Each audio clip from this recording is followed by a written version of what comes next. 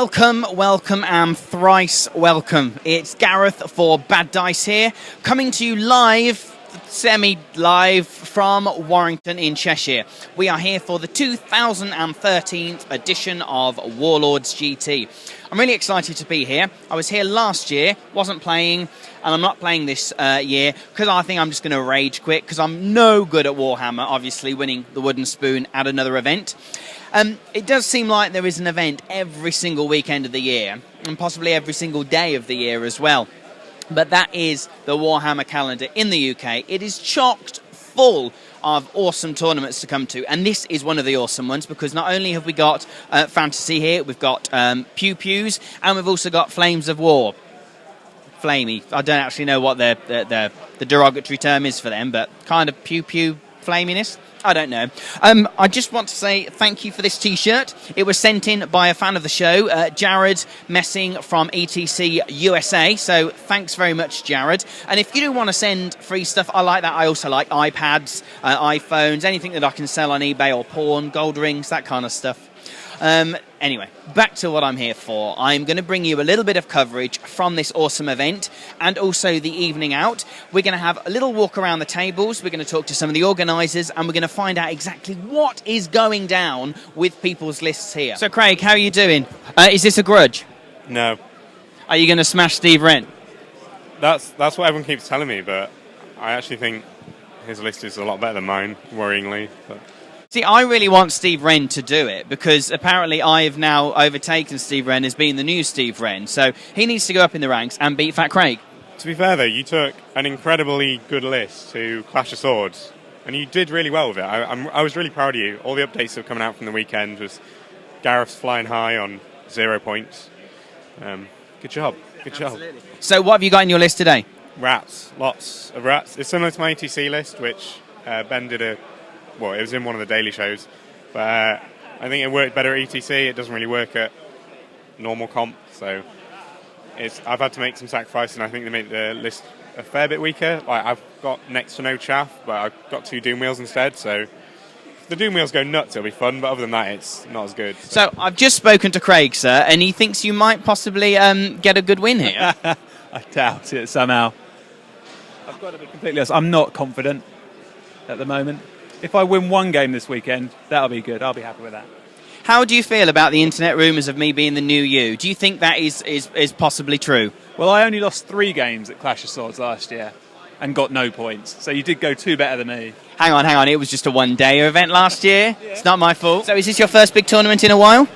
I did 6 Nations, and then before that I did Whoops, and probably the big one before that was Sheffield, I think, something like that. So yeah, probably. Oh, did I see you at Sheffield? Did we talk? Yes, I think we did. Oh, right, okay, there you go.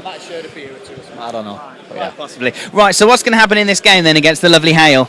We'll run at one of the roll some dice and see what happens. We'll simulate it here. It's going to be these guys to these guys, and they're going to die. It's going to be that sort. Absolutely. Are you confident with your list, though, mate? No, it's absolutely garbage. I wrote it on Monday and submitted it, and then I evidently forgot the memo to get some skull crushers. So it's going to be a laugh, though. I like it. So do you think this tournament's about fun? Every tournament's about fun. It should be. Simple as that. It should be the social side of it. You were just showing me something. What were you showing me, sir? There's a rock lobber for you. Oh, wow. Look at that bad boy. Is this your conversion?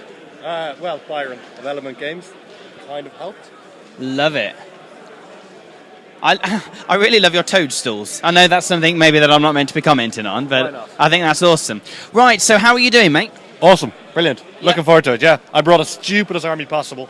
Like, but I spent 2 years painting it up, so I thought, all, Doom Divers, pretty looking wacky, whatever. Everything looks a bit mad. But, 80 goblins in 1 unit. No works. 0 works. Leadership 8 is the best. Wow. Yeah.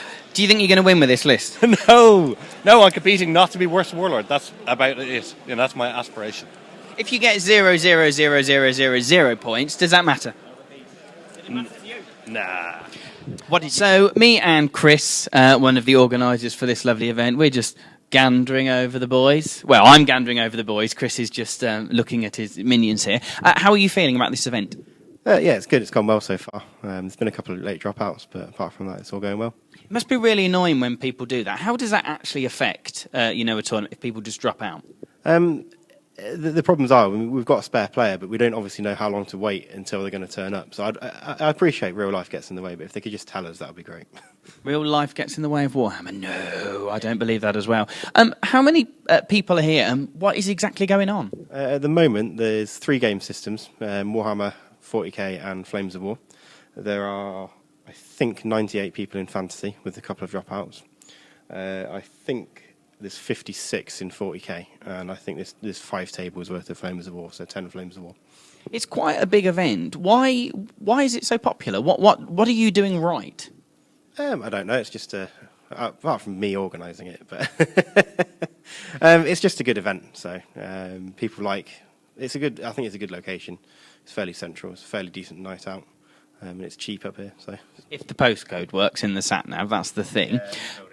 We've had a couple of roof leaks actually yesterday. Yes, there are a few slippy floor signs, but hopefully the place is insured, so maybe I could get an insurance payout. I've always wanted to slip on one of those and go, as I was going to work, I slipped on a thing. Anyway, tell me about the comp. The comp is South Coast version 2.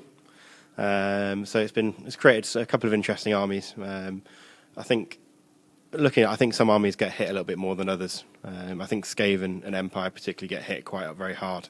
I was just about to say Empire. I think the restrictions are really, really harsh because, to be honest, I didn't really consider their effect. Dan just kindly let me send it to me, so the packs went straight out. But I mean, compared to Warriors, looking at the Warriors lists, the Warriors get away with it massively at this event because they're sat there with Demon Princes and Throg and Trolls and Chariots, and they're not really affected by the comp, whereas Skaven and Empire in particular, their builds have massively changed for it. Which is disgusting. Disgusting. Yeah, I think they could do with toning down the comp on them. I think the comp on them is stronger in relation to the whole theme of the comp pack, which is relatively light comp, and they're comped quite heavily. Well, it doesn't seem to be putting off people. As you said, you've got 98. Yeah, I think there's 10 Empire players anyway, so I think the Empire players, I mean, I played a lot of games against Will Goodwin before the event, and he was really worried that the Warriors would just run over him because he's only got 1 cannon, so he's borrowing my Warriors now. So. Oh, bless him. So, do you think you'll ever do an event here, part of Warlords, that is uncomped? Yes. I think we're going to probably start running. I think with the more and more 8th edition books come out, the less and less comp I think needs to be in the game. So I think certainly this will probably be the last event that I run where there is comp. Ah, good. You heard it here first. You heard it here first. Love it. I will be at that one. I think Sheffield's going to go no comp next year. So no comp and scenarios in the rulebook. So. This is an open list event. Good, bad, what are the draws and the positives? From an organiser's perspective, it's actually a pain because it means people need to submit the list in a certain format. And I mean, I spent all of Sunday formatting it to get it to go out in a pack. From a bonus from the player's perspective, it allows them to, it stops their opponent from having wandering magic items. I mean, there's quite a few. I mean, not mentioning. There's no one specific here famous for it, but a couple of like Orc and Goblin, Goblin heroes and Wolves, for example. Some may have a 2-up Flaming Ward, and it can wander if they're in front of a flaming unit. So at least it prevents that. From a negative perspective, I suppose it takes away a little bit about the game, where you always know exactly what you're going to go into. So that's a negative point of view. But I think both sides have got their pluses and minuses.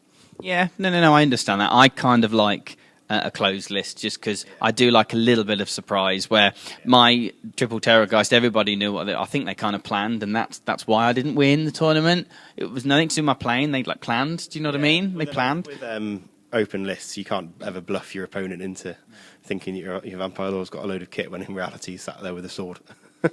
So are there any really interesting lists here that you've picked out? My personal favourite list is Tom Mann's, and he's the guy with the 17 Chaos Khorne Knights. But rather bizarrely, he's not got the Crown of Command in there. So I could see the point if they had the Crown of Command, but he's not got the Crown of Command. So he's got a Khornate Lord with a wizarding hat, which I think is quite amusing. I don't know his name. He turned up. He was a late entry. He's got a demon army, but he's got 2 skull cannons, but he's got a properly themed Khorne army, so everything's Khorne in it. So I really like that. But the rest of it's just fairly mundane. Demons and warriors everywhere. Just standard, boring people. Mediocrity here. Well, best of luck with the event. It seems like it's really being run well. I'm looking forward to it, and we shall see who the winner is here first. Yeah, I've got my predictions, but we'll see who wins. Do you want to tell us? I think Russ or Ben Johnson are in with a decent shout of winning it.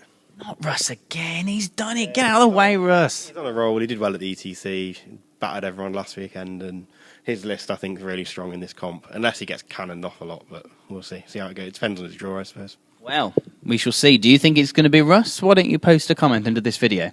Cheers, Chris. I want to know how you think this is going to go. I'm going to lose because I've got a silly manhammer list, which is lots of dragons and phoenixes versus cannons and banishment. Manhammer, or you see, I think the fact that you've got these with pretty flowers on, I think this is more Girl Hammer. I've been denying it for years. Love it. I love it. I think these are awesome, especially when this one, the fire one, flies over stuff. You've got some really big units. I think this is quite good. It's not a fire one. That's not. It's Ashtari with Caradrian on top. So it's a special character frost one, but because I'd never use 3 ever again, I'm just on for a bet, really. Oh, right, okay. Just on for a bet. I love it. But it's an enjoyable game you think you're going to have? I hope so. I mean, young man here grudged me. I've never met him before in my life. This is a grudge. So what made you grudge him? He threw a grudge out on Twitter to anyone who wanted one, and my mate's been to a tournament with him before and he knows him, so he said, just go for it. Matt, you'll have a fun game. Are you going to smash him, mate? Hopefully. Depends if my cannons work. Yeah, they will. Yeah, oh dear, you're going to be smashed off the board. You inspired me to do this, though, Gareth, with your Terrorgeist list the other week. Oh, yeah. Well, we don't speak of that. Well, more missions to finish higher than you did.